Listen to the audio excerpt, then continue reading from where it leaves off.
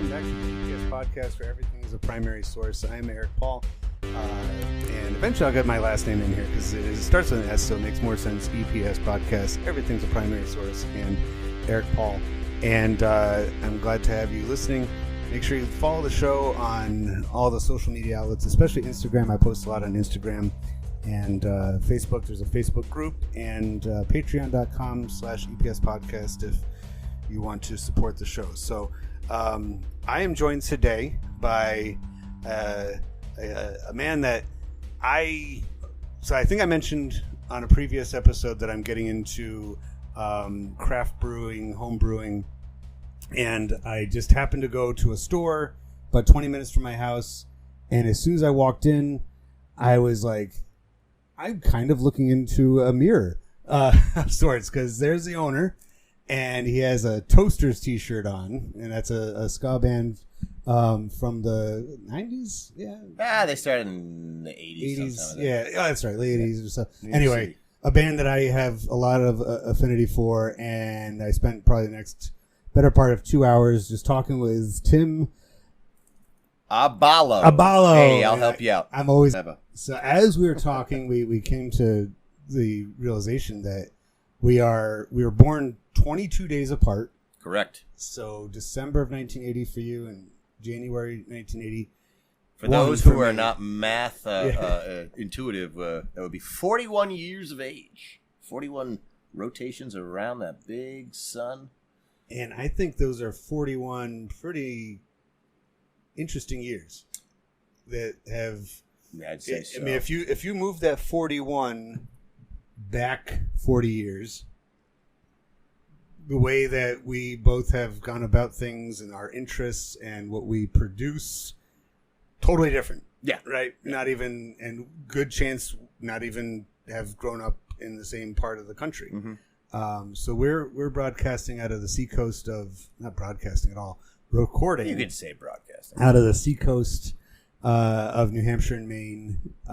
And I've hinted at it before in other episodes, but I'll say it again.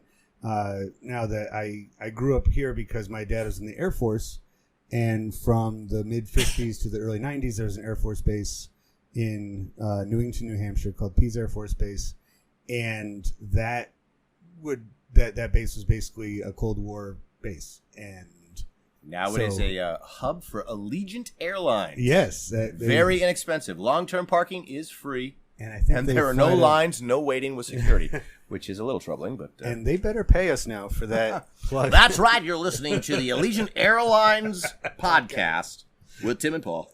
I'm sorry I put my name first. It's been taken over now.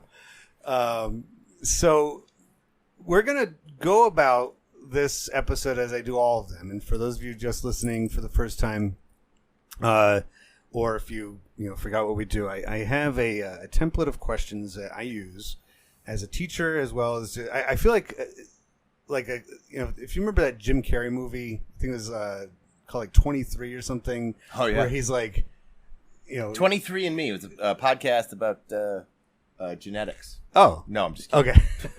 Well, because isn't he like running around and he's like haunted by the number 23 and keeps showing up?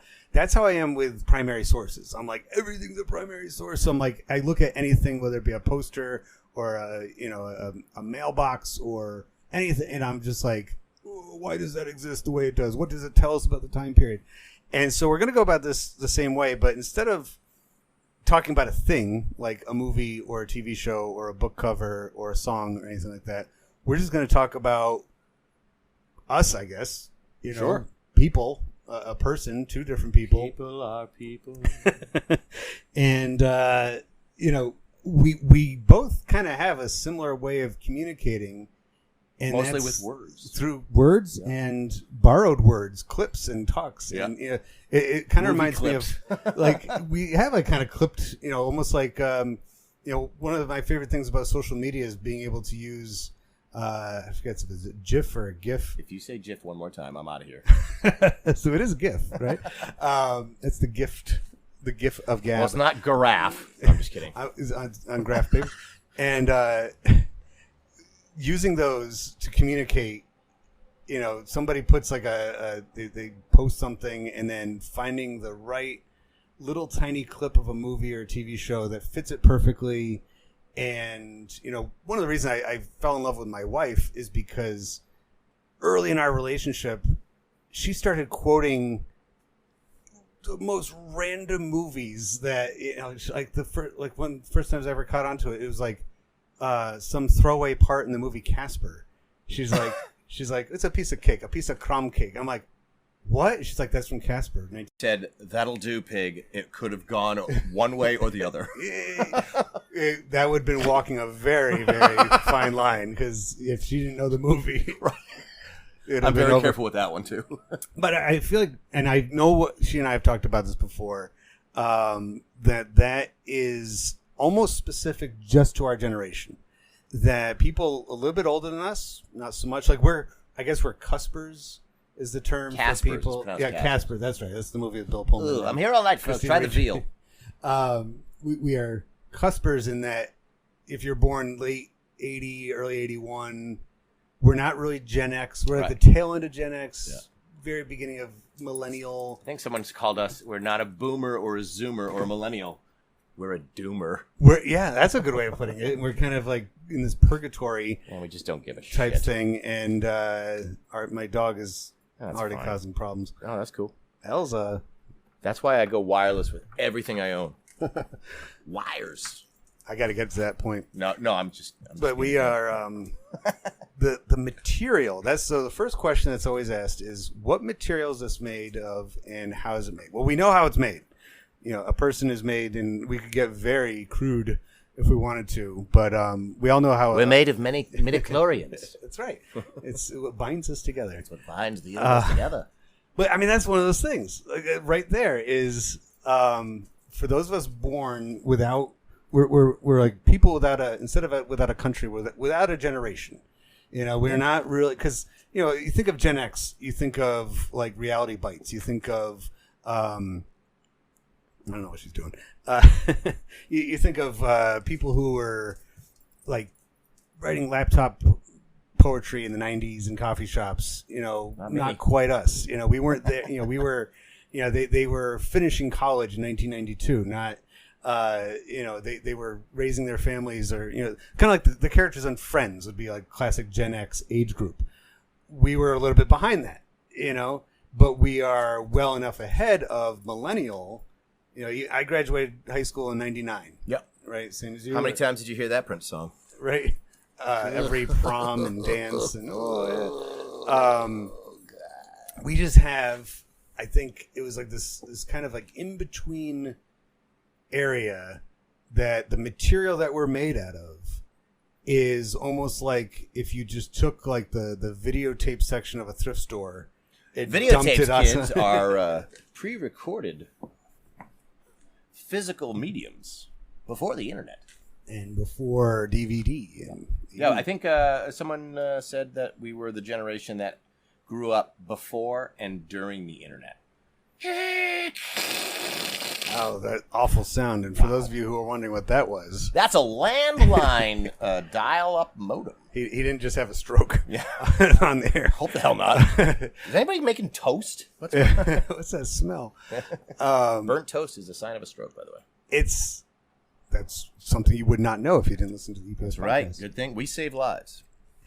It's such a funny idea, so the material that when we're chatting with each other, we're finding out that we're into the same shows, same movies, same kind of music. Yeah.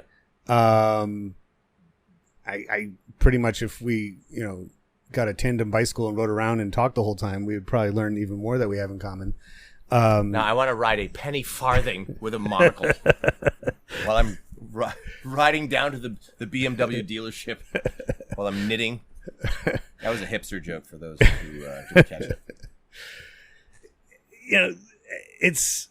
It's like, why don't you tell a little bit about what you have done in those 41 years that would be kind of proving our point of like, yeah, if it was 41 years before, wouldn't have come out that way. So what are some of the things that you're involved in? Music, number one. But if a different time. I mean, you shift that 41 years a different way. Mm-hmm. It wouldn't be punk rock. Yeah. It wouldn't be Slayer. Sinatra's still on my spectrum, so it'd probably be more towards that. Yeah, it's hard saying. No. So, I mean, so you have been, or you're currently active in 5 different groups, right? 5,000. I am a musician whore. Available for parties. What kind of parties? No, I'm not. Not at all. So I started the Outsiders PBR, Punkabilly Rebels, 2002. And we're still going strong. We have Mr. Saint Merc of Diabetia, Mark Thompson on the drums. He has diabetes, so he's been ordained into sainthood. As so has Matt Backdraft Bartlett, Saint Backdraft, patron saint of rum drinking and upright basses. Yeah, it is. He just graduated law school, and he's a firefighter. So cheers to that, motherfucker. So we've been doing that. Those guys they've been with me. Been doing the band since 20 years. So, Merc joined up, I want to say like 3 years ago, 2018, 2019. And then Matt has been with me since like 07, 08. We met on Craigslist. That is... Ask me which section. But that is like the most early 2000s quote I've ever heard. Right? We met on Craigslist. That's right. Yeah, I don't know how many of those bassists needed. And turns out we had crossed paths years before at gigs and stuff. And so we love playing music, and we have like a bunch of stuff coming down the pipeline. We'll talk about that later. If you want. Well, I do. I mean, and I think that's the kind of thing. I've talked to other musicians on this podcast before. Talked to some big names, by the way. Yeah, I can. I feel like you really went to the top and then was like, shit, there's nowhere to go now. Well, one of the thread that seems to go all the way through, whether it be a musician or last season I talked to Corey Samuels, who was on the show Lego Masters, and he not only was the reason I got on that show is because he has made his own business out of Legos, and he's, I believe, in our same age group. He's still going to need a permit to build it, though. Right. The code enforcement comes. But it's one of the things that seems to be a common thread for people who grew up in the same time period as us is that kind of DIY mentality of, I don't need permission to do this. I don't need to have a degree. I don't need to have a whole lot of training. I just really need to have drive, interest.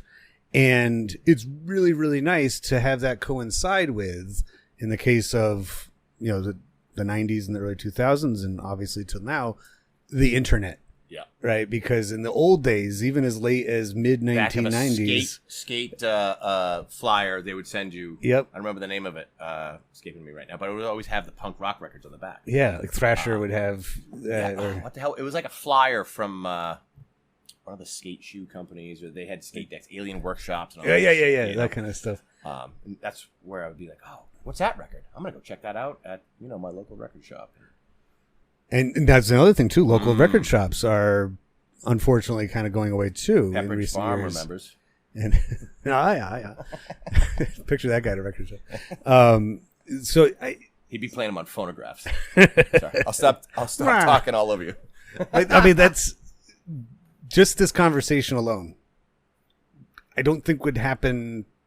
People a little bit younger and a little bit older. I think it's just like this particular age group, I guess, the people born in that late 70s, early 80s era, even a little bit later into the 80s, it's not quite the same experience. Is like we hit just the right marks. Like we were just right at the right time for all these things, like you mentioned before we hit record. Storm.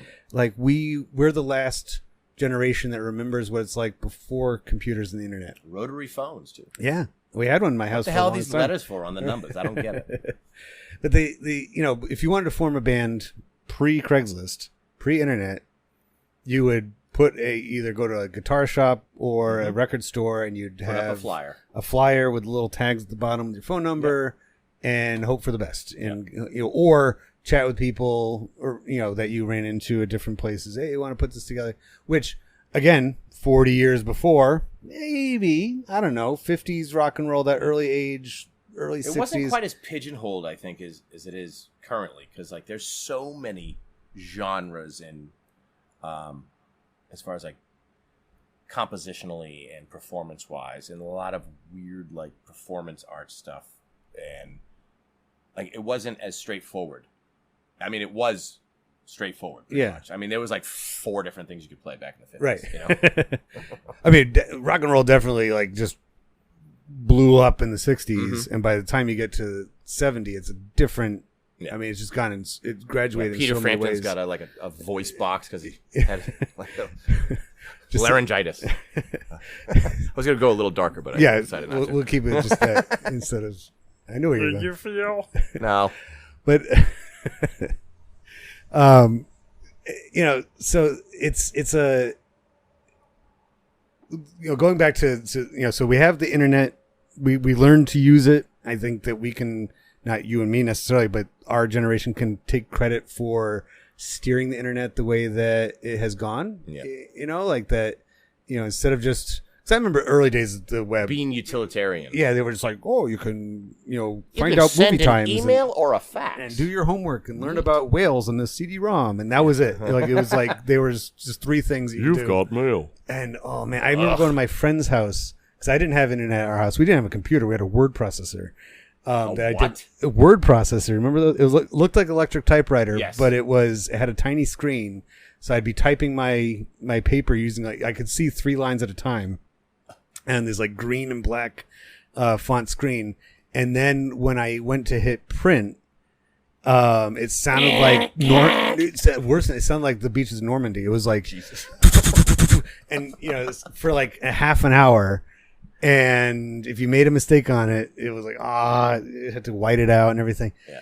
And so a couple of my friends had internet. They had the big computer. And I remember. It's the latest rage, kids. It's the internet. I felt like that. It was like, Professor Frink was at our, showing. And we went over, I remember going to his house, and I was so excited. Because I'm like, we get to talk to kids from school, but on a computer. And, it took 10 to 20 minutes to dial up, and it was this whole big awful sound. And then he finally got on, and like the AOL Instant Messenger was there. And it was like, that's when I learned the etiquette of that kind of stuff, because I remember chatting with some friends and, some girls from school on there. I'm like, hey, it's Eric. And I'm at, What was it? A/S/L. American Sign Language? No, asshole. It's age, sex, location. I bet you're definitely not an old person masquerading as a young lady. I remember going to school like the next day and be like, hey, remember what we were talking about online? And girls were like, what? And I'm like, oh, they're 2 separate worlds. I get it now. Or it wasn't like, really you. Yeah, maybe it was your dad. I don't know. But it was just like we were there. We were on the ground floor of those changes, and we got to see it. And so I think. So you're welcome. It's What he's saying. If you were anywhere else, any other time period, we did it for you. So, who likely, and likely's in parentheses because we know who made it, but having kids in the late 70s, early 80s. Was, if you look at birth rates, obviously right after World War II, there's a huge baby boom, right? Lots of people having kids. By the time you get to the late 60s, early 70s, birth rates are dropping dramatically. And a lot of that has to do with people, especially women wanting to be professionals. They wanted to pursue careers, maybe going to college. They just weren't interested in having kids. Or if they were having children, they were keeping their families smaller. So even the Brady Bunch, not super accurate. And get to the late 70s or so. I mean, throughout the 70s, you have all sorts of, a lot of reasons not to have kids. Energy crisis, stagflation, just, bad economy and stuff like that. So that sounds familiar. Understandably, deciding to have a family, was not it wasn't quite the same as it was 40 years before, right? If you go back to or we'll say 35 years before, having a kid in the mid 1940s, like our parents' age, basically, right. was such a much different time. Post-war years were great. It was everybody had jobs. The economy was booming. That's right. Elliot Ness and his men warp speed towards Capone's hideout.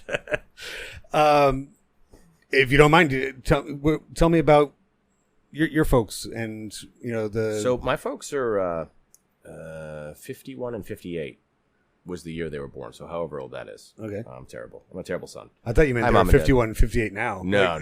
They're like 10 years old. 90 and 99. I don't do maths so much. But they were born in Massachusetts, Somerset, Massachusetts, which is like kind of close to Rhode Island. Mm-hmm. They grew up a quarter mile from one another on the same side of the street, like in kind of a suburbanite kind of area. Okay. We relocated to Maine after I was born. In 1980, we moved up in 1987 to Waterboro, Maine, and I lived over there until 2005-06. Moved in with my lovely lady, Alyssa Jolene. She is an angel for dealing with me and everything she deals with in the daily. Bought a house in 07 in Shapley. I'm a recovering mechanic, and I'm showing my hands right now. Oh. I've been clean almost 8 years. To open a beer store. I did almost 20 years in the automotive repair dealership world. Even though I talk like a salesman, I was not a car salesman. Hey, Eric, what do we got to do to put you in this car today? Come on, I'll go talk to my manager. We'll cut a deal. Come on. I would buy a car from you if you talked to me like that. I got a bridge in Brooklyn. It's brilliantly perfect. I'm gonna get it for you. I have to buy that actually now. I wasn't in the market for it, but since it's but yeah, in 2014 I opened a standalone store, the Brew Shop in Shapley, Maine, selling homebrew supplies and craft beer, cider, wine, mead, home brewing supplies, bad jokes and good conversation. And so I do that Tuesday through Friday, 11 to 6, and then Saturday, 10 to 4. And then close it if I have a gig with my 3,000 bands, because I'm a whore.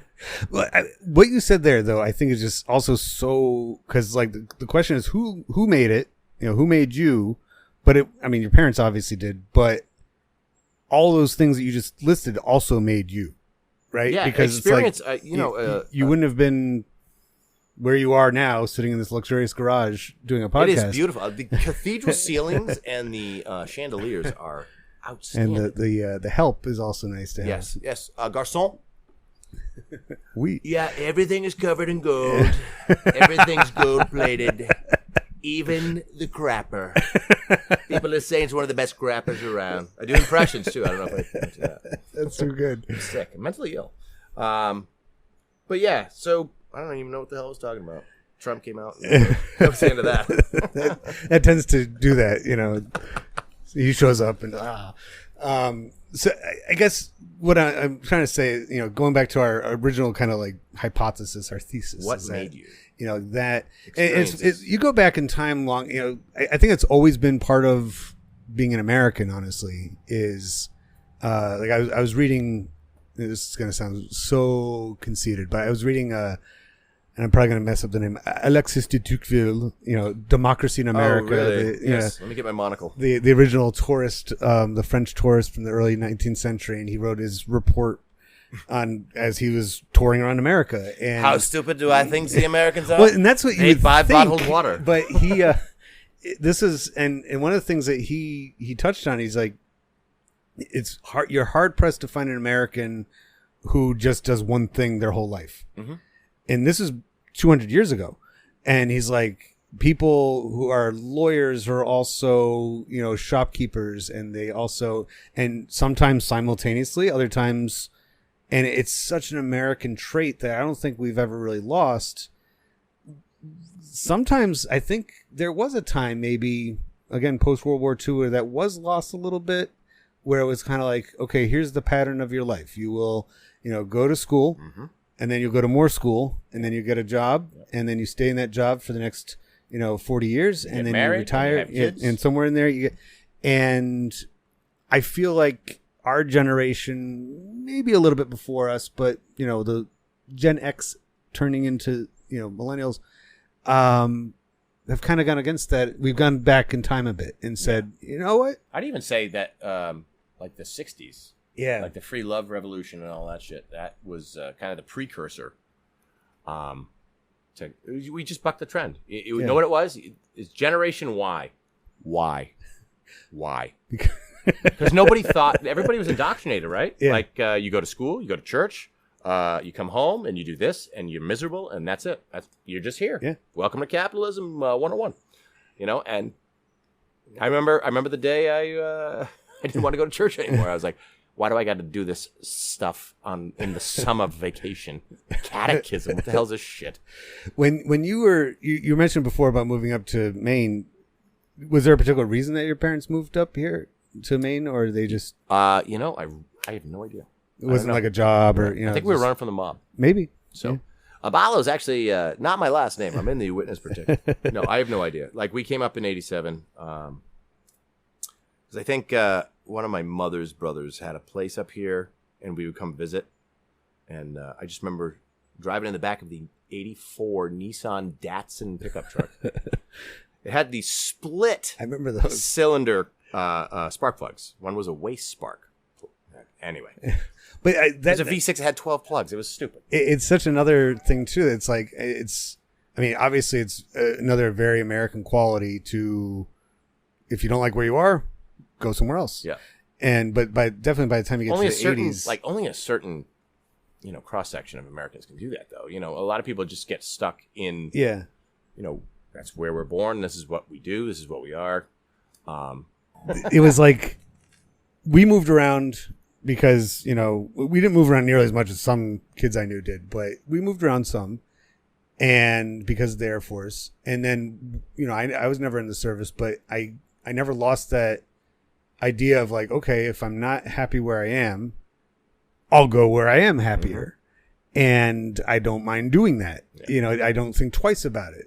I don't really want to move ever again because it's such a pain in the ass, but it's not like I'm going to instill that in my own son. Be like, I would love it if you live near me, but if you want to go somewhere else and see what else is out there, go for it. And in this modern age, there's fewer and fewer limitations to do that. We're very fortunate, talking before about having the internet at our disposal. Traveling anywhere, you can just look it up on your map, and you don't need to. That's how I got here. Exactly. Yeah. It's like below these chandeliers. And I don't want to babble too much about that, but I think that between trying different things out, whether it be lines of work, opening up businesses, or just trying out, being in different bands, trying different kinds of music, traveling, moving, that's all very identifiable about this era, this place, and that has no choice but to influence who you are. Right? I think also is another generational thing. We both are into craft beer. You go into those craft beer places and there's always a sticker wall. Yeah. Either an official one or an unofficial one, kind of like what I have for my behind us, backdrop. the EPS podcast, white wall. It's just like either they get the stickers for themselves and put it up, or you go to the restroom and you have your sticker of your, like the first time I went to your shop, you gave me several stickers of your band, of the brew shop, and it's on our laptops, it's on the back of our cars, it's on our guitars, it's everywhere. It's such like a, we're signaling to the others, this is what I like. Yeah. Do you like it too? Just like you were talking earlier about your friend with the Liberty Spikes. The punk rocker. Yeah. That's the signal to the others. It is. Especially being in New England, growing up the time we did, we were very hard pressed to find someone if we lived remotely. Yeah. Like I think there was a pocket of punk rockers at Mass Music High School in the 90s. And, we kind of gravitated towards each other, and that was it. Then we would go to Portsmouth to the Elvis Room and Stone Coast Brewery up in Portland, or the Skinny up in Portland, or like we would find these venues. We would, and then we'd network that way. So it was always in person. And a lot of it was, again, DIY, wasn't it? If you talked about flyers, like we figured out when they would go in Portland and tear down the flyers. So we would go the night after and before every show, countless nights going around on everything in Portland, and then go and have beers at Amigos before it became a hipster. And you make your own touch tunes. Come on, it was back in the day when they had a 6-disc carousel, and the bartenders would play everything from punk to rockabilly to Slayer, and the patrons would come in and be like, "Hey, can you change that?" And they go, "Fuck you." Now there's a Touch Tunes. Ugh. Which one is Touch Tunes? It's like a jukebox, but it's just like a touch screen, and it's silly. There's no limits, right? You can get whatever you want on there. And it sounds like when I'm driving around my car. That's all I listen to. Just yourself doing that? Yeah, I record myself for 20 minutes doing that, and then I listen to myself. Just loop it. I should loop it. It would save a lot of time because I actually sit in front of the microphone for 20 minutes making that sound. Pump the brakes. Hope it's not slippery out. So each one of the things that you're involved in, we could do a whole episode on. But could I just ask about the brew shop? Yeah. Why did you make it? Because I hated working for a dealership. It was I started as like an apprentice, and I had a guy above me, and he showed me the ropes, and how to diagnose, how to repair, how to not be a stupid putz, and also how to torment people till they quit. Oh boy. He'd go, "Elvis, get rid of him," and I would. Anyway, so that was terrible of me. And then one day I woke up and I was the senior technician. And I had all these people below me getting all the easy stuff. And I was getting the electrical diagnosis under warranty. And I was there, 50, 60 hours a week. And I was making what they call flat rate. Mm-hmm. So it was like whatever the book time the manufacturer says the repair cost takes is what you get paid. So if it takes you 4 hours and it pays 2 hours, you get paid 2 hours. Oh. There were, like anything else, there's always exceptions to the rule, but 90% of the time, that's what you got, And then I would also have to help the other people that didn't know they were doing the gravy stuff, and I'm like, I'm burned out. I'm standing on my feet. Transmissions falling on me. My back was going out quarterly. I could almost set a clock to it, and I'm like, I'm fucking done. Yeah, I'm done. And so we started selling homebrew supplies. So my wife Alyssa had a health food store, which is where my brew shop is now. Okay. And then it kind of got a lot of momentum, and then started selling beer. And then they relocated into their current location, and I did the math, and I'm like, I think I can do this because I don't have to commute. Yeah. I've done the math. This is what I need to make a day. Let's do it. That's awesome. Fuck it. And I assume you had interest in beer and beer making and stuff beforehand. Absolutely. It wasn't like you're just like, I'll try this. Brewing, I want to say like 2000, maybe 2008. There was a local guy, Steve Lloydon, and he had Shapley hops around the corner from my house. Okay. And so he would come see my band play. It was wicked fucking cool. And so we became pals or whatever, and then he passed away, and kind of as an homage, I started selling the brew supplies. I see. Because, when supply is gone, demand goes up. Right. I did the figuring on that, and it's been December 1st will be 8 years. Wow. And I assume you like it a lot. It's it's definitely more freedom to not have to punch a clock, right, and fight for your dollars, right, and question. I don't think accounting did this right or some shit. But in the inverse, no paid vacations, right, no sick days. You take a day off, people lose their minds. They're like, "Why? Well, how come you're closed?" Yeah, or you hear, and any small business, especially in the brewing industry, I drive by all the time. You never open. Yeah, like I've actually opened a lot. You just drive by at the wrong time. It's so. I mean, it seems like it was like right at the exact time that home brewing was really taking off. Yeah. Was when this all kind of came together because, and I did an episode on home brew and craft beer a little while ago, more craft beer than home brew stuff, but it seems consistent. Again, our generation we've grown up with, I mean, when I was a kid, I don't think organic, locally sourced, sustainable, those didn't mean anything. No, you had a chicken and you got the eggs. Right. That was it. That was the closest thing you got. I mean, grocery store, processed foods. I mean, that was like, it wasn't. Stouffer's lasagna. Ready in 4 hours. And I didn't drink beer as a kid, but my dad did. And I really don't even remember what he had as probably just like Busch beer, Budweiser or whatever.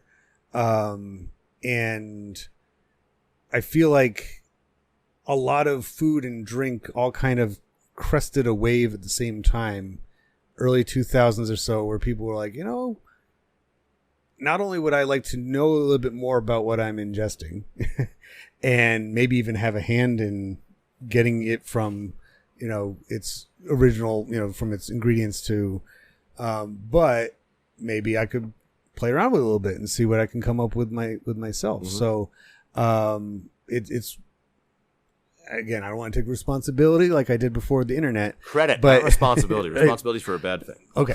Take credit, which I don't deserve either, because for the longest time I was Mr. not so much against homebrew, but I was Mr. Anti-craft brew. I was like, it's snob stuff. You always have to hear a story every time somebody pours you a beer. And I don't have time for that. Just give me the simple stuff. The sand for this glass was harvested in... But these places are the same reason I used to love going to a, independent record store. Mm-hmm. Because the person behind the counter there, or stocking the CDs and the records, knew their shit. Correct. Like, you could go to them and be like, hey, I liked this. Do you have anything else like it? Mm-hmm. Like, well, they just show back. They'll know, and they'll, without judgment, give you their recommendation. Yeah. Video stores used to be the same way. Mm-hmm. The independent video store. So all that kind of like indie style, even though it went away in some industries. DIY. It went away in some industries. Like, I mean, you can't even find a video store anymore, but like. What, Blockbuster's not around? Oh, no. Like, even the one in Alaska closed. But even Blockbuster took over. I mean, they were. Nothing against former Blockbuster employees, but they weren't the experts. They were just checked. It's like we lose it there, but then it's almost like it has to exist in some place or another. You always have to have the passionate, interested, knowledgeable expert in some field or another, whether it's a comic book store or in this case, a craft beer store and a craft beer supply store. So, I think that it is, something that our generation kind of has to involve itself in. As for your bands, the ones that you've made yourself, why did you make those? Were you just not satisfied enough listening to music or going to shows? No, I was inspired by it. And the fact that, again, coming back to the indie DIY stuff, the Amazing World Crowns, Dropkick Murphys, the Bruisers, like all this stuff back in the 90s, that you would see them at little clubs, and a lot of the guys would take the time to talk to you. Yeah. And you're like, I'm just a fucking teenager, and I have your record, and I see the liner notes, and I read them, and you're talking to me. This is, and maybe starstruck, is that a word that would resonate here? Because I'm a fanboy, Of me, mostly, right? Of you, of course. Of course. What, You're starstruck. Yeah. Well, I feel the exact same way. And And sometimes in a way, I feel like those kind of guys don't want that feeling of starstruckness. Yeah. Because they're like, no, it's the most democratic form of music around. Yeah. You know, when I remember when I was Here talking it is. to, Do you want it or not? right, like with talking to Joe Queer a few months ago, and I said it then, and he agreed. I was like, when you go to the show, and first of all, the band is maybe a foot higher off the ground than you because the stage is so small, but when they look like they could just be members of the audience, and sometimes they are literally, when they're done with their set, they just join the audience instead of, I have to go backstage. And, I have a bowl of green M&Ms backstage. and they've been dipped in, champagne for, like it's hung from the EPS podcast studios chandeliers. That's what makes them so much more, it's kind of a wonder sometimes that rock stars and pop stars with a chip on their shoulder and with that conceited attitude even still exist. Yeah.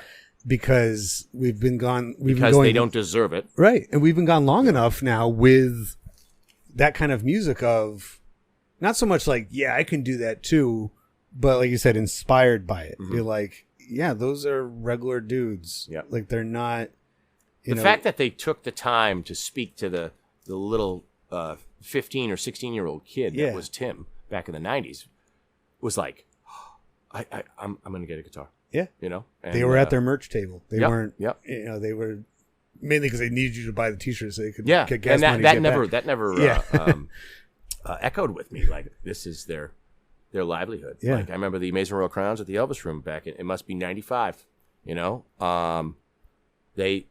I said I was a big fan to, I think it was Johnny DeColonel at the time. And he's like, yeah, come hang out backstage. I'm like, what? What? Yeah. And you remember the Elvis Room where the backstage was actually way on the other side of the... So I actually missed the Elvis Room because we left this area in 1990.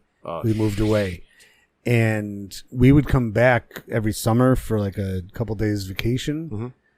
But I never had the chance, to catch a show. It was never like the timing wasn't right or whatever. And I was so mad because I got into so many bands from this scene when I was living in northern New York. And I was like, I just missed it barely. Like, if I had still lived there, I would definitely be at the Elvis Room or any of the other clubs. And that lends to your point about experience shaping who you are later. Yeah. Because we had a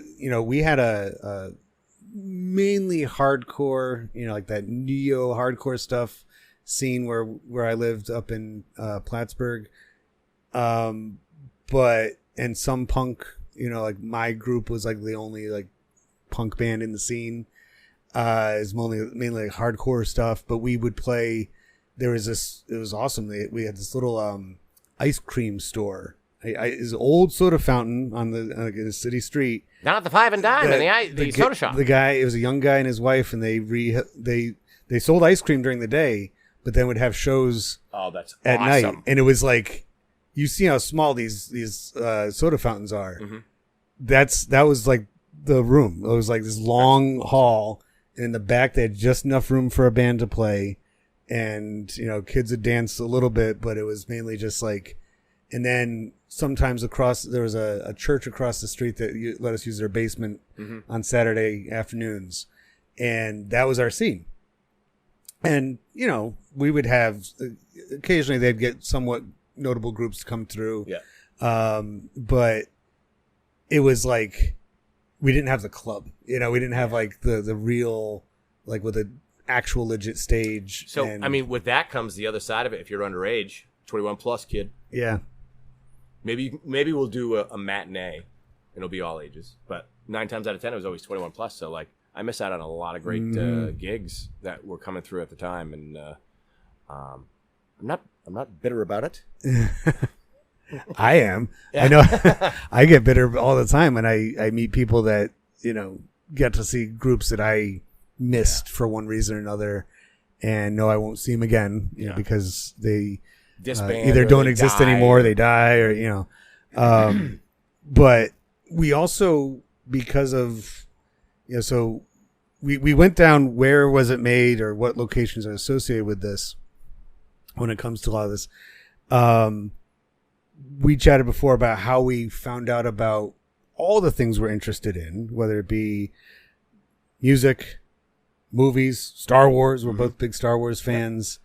And a lot of that had to, it's like, this is stuff coming from other sides of the country, other sides of the world, but we have total access to it through media. Yep. The same magazines, the same, eventually, websites. Movies are all being, it wasn't like we got the New England version of Star Wars. Yeah. Jesus Christ, close the door. Close the door, the Millennium Falcon. Blast door. I remember hearing a commercial years ago for some comic book store around here, and I don't know if it was some guy that worked there or if it was like they got the most heavily accented New England guy to do the commercial, but hearing him saying Star Wars cards and Pokemon cards was like the funniest thing. I'm like, that is so... Ked, your tauntaun's gonna freeze before you reach the first marker. That would be, if we lived in, that'd be so funny if movies were still regional. Yeah. Like they either just like have you ever seen other countries' version of The Wizard of Oz? No. And I don't mean dubbed over. Like we have. Where they? I have a friend. They make their own. No, not even farce. Like legit. Like I have a friend who's Turkish, and he in the early days of the internet or early 2000s, we went to school together, and he's like, how about you look up the Turkish Wizard of Oz sometime? And we looked it up, and it was made in like the 70s. Oh my God. It was like, I think they had a budget of like $200. Woof. And it was like, it was the same story, but Turkish actors and Turkish sets. It was just like, wow. I don't know how I got on that. Oh yeah, because we were talking about if they made a different Star Wars for every part of the country. Like New England Star Wars. Star Wars, Cat. Episode 1 is the Phantom Wicked Menace. Starring Tom Brady. Anakin. Tom, your beautiful smile. Wicked. I would like you to pause that so I could maybe have another. Yeah.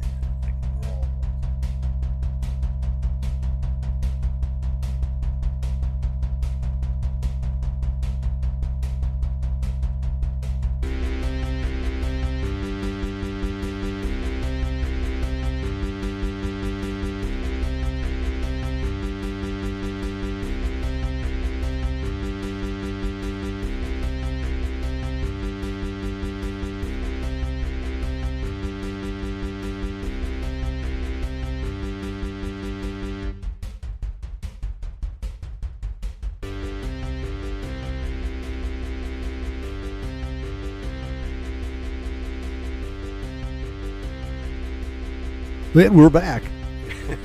I got ticks for sticks here for, Third caller on the Rock Hotline. You listen to WROX, Rocks Radio, Caller. where boomers love rock and roll. That's right. Got caller 53 here. Can you identify all of the Smurfs? I know there was Steve, Papa. So the next question on the list of questions that I ask is, who's the intended audience? So when it comes to your music and the beer shop, who I mean, obviously the maker of it, that's part of who you did it for, right? Your own satisfaction, your own interest. But who do you want? Who do you have in mind when you're writing your music or stocking your shelves? Purveyor of fine fermented goods. I literally just kind of had an epiphany when you were saying that because, excuse me, thank you for the beer, by the way. Yeah. Come full circle. It's not for the commoner either. Mm-hmm. Like, because people come in all the time. You got regular beer. Nope, just irregular beer, clearly. Right. Pabst. And it's funny to watch people come in and go, hey, do you have regular beer? I go, what the fuck's that? Yeah. Mick Ultra. I got PBR.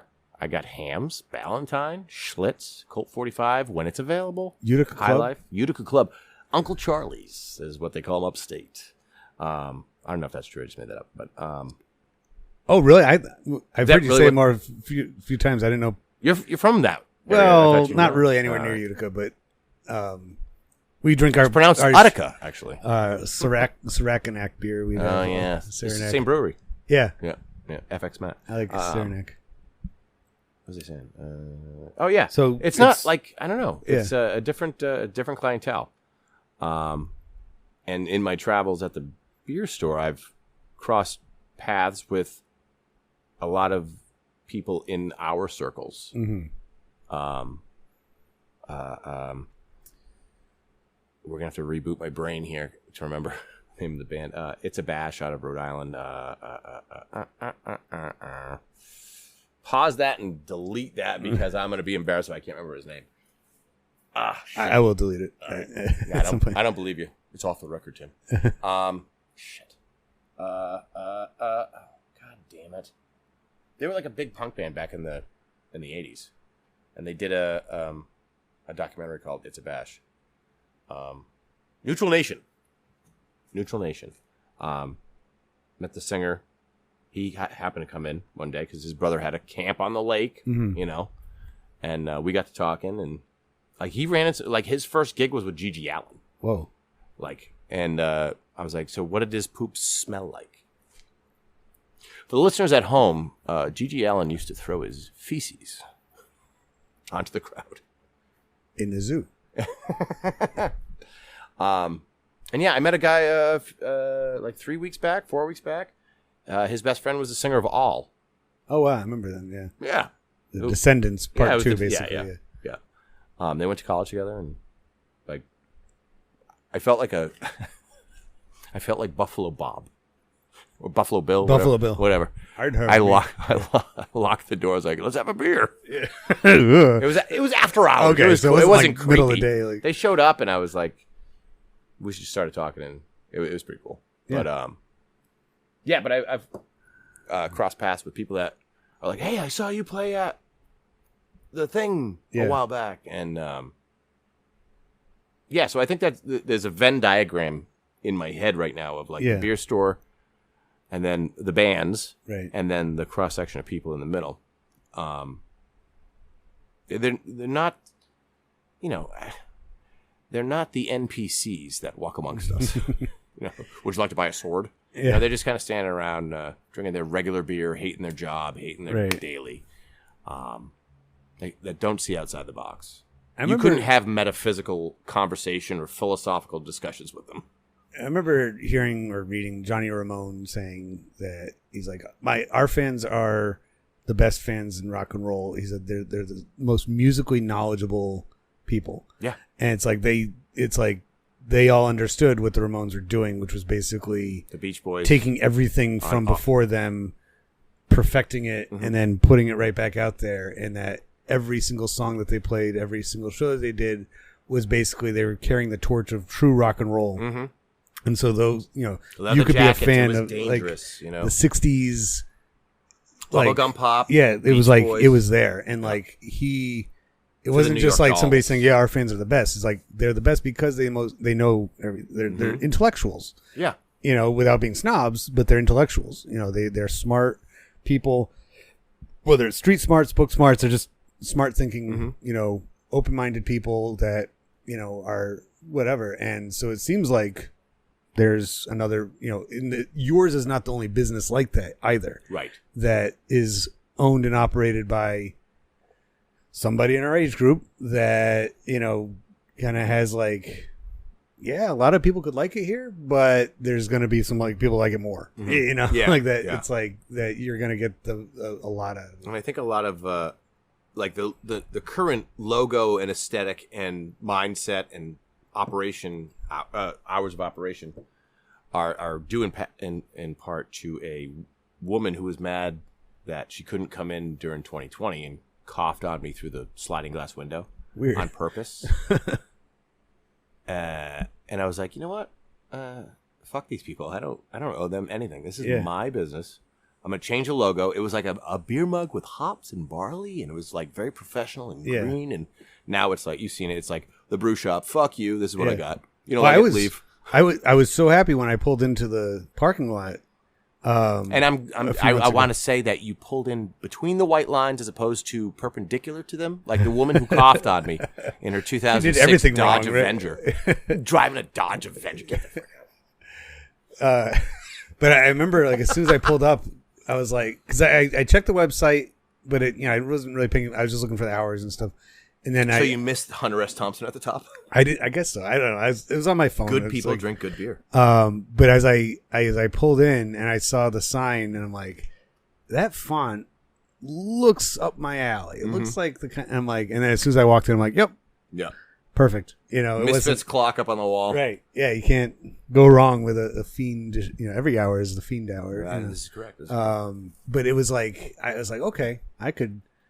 And it's pretty close, so that was awesome, you know.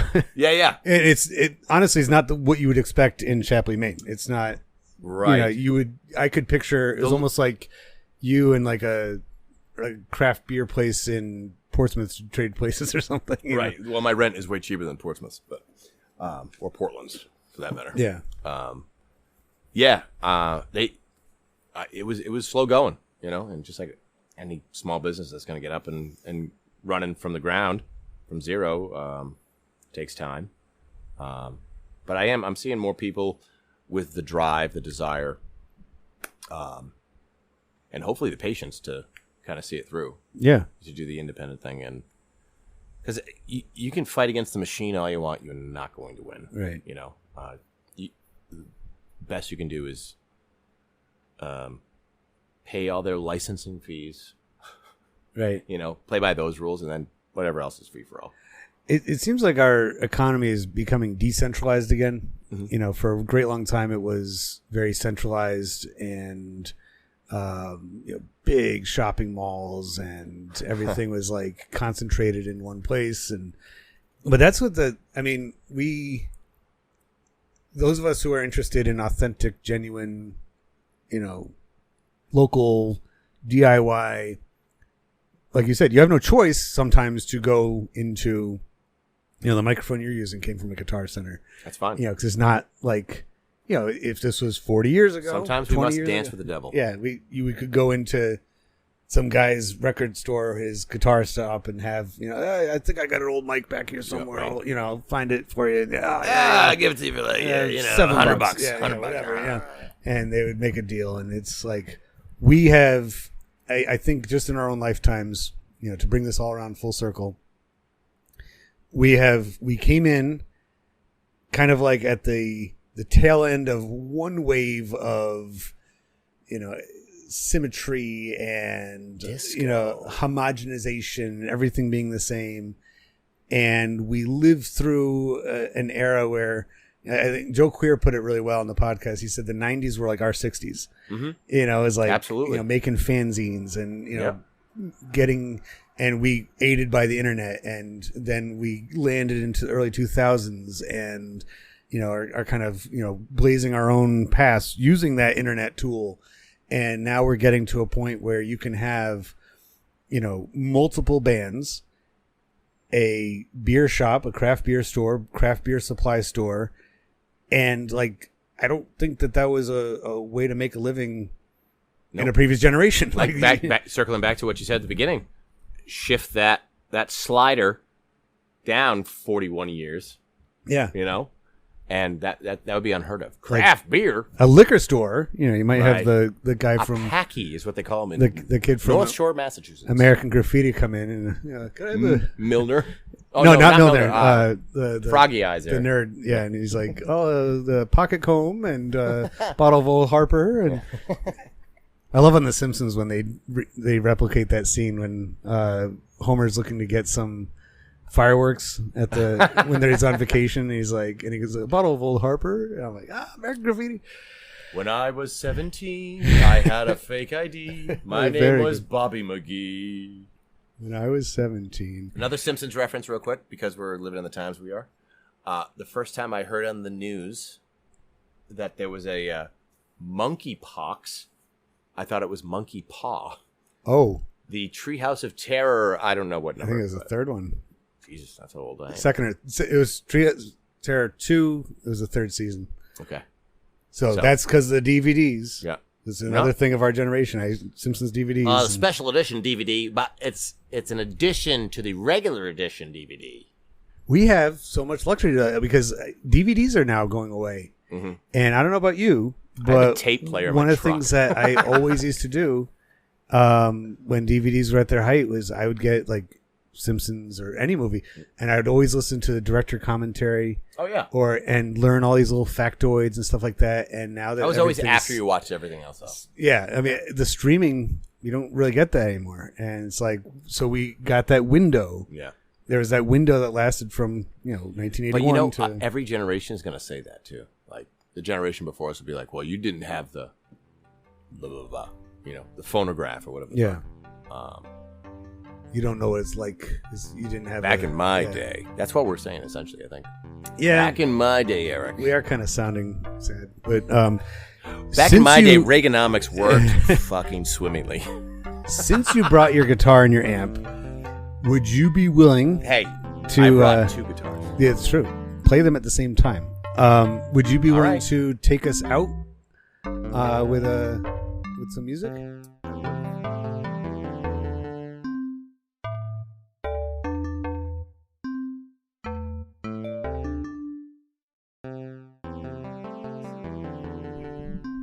We're wrapping up this episode of the EPS podcast, where everything's a primary source with Tim Aballo. Hey, what's happening? And I'm also simulcasting this live from the Palace, my studio, which is also a garage. And you're gonna take us out of the podcast with some of your psychobilly punk rock, or whatever you want to do. I don't know. And put you on the spot. I thought getting high and drinking beer would be a really cool career. Playing rock and roll on the side. I thought getting rock and roll, why work out like I hoped. I left high school 20 years ago, and here I am, lo and behold, with all my bills, and now I'm upside down. Stuck at a job I can't stand, and now I look like a play. Now I got nowhere. Well, I'm really broke. And that's no joke, I spent every last time that I had.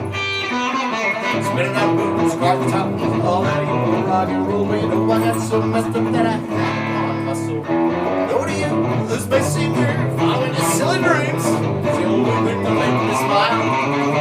But weekends I'm out on the road and I'm getting drunk and I'm getting stoned. Somehow I'll open it and get home. Here we go.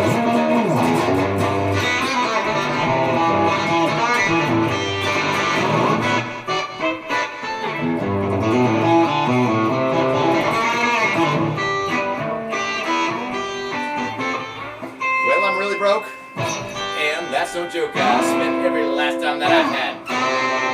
Spending on drugs, cars, guitars, and all that evil rock and roll. I got so messed up that I had to sell my soul. Let me tell you, it came at a hefty price too, kid. And no to you, and this may seem mild. Following these stupid dreams is the only thing that make me smile. But weekends I'm out on the road and I'm getting drunk and I'm getting towed. Somehow I gotta make it home. Somehow I've got to make it home. Well, how the heck am I ever going to make it? That was great.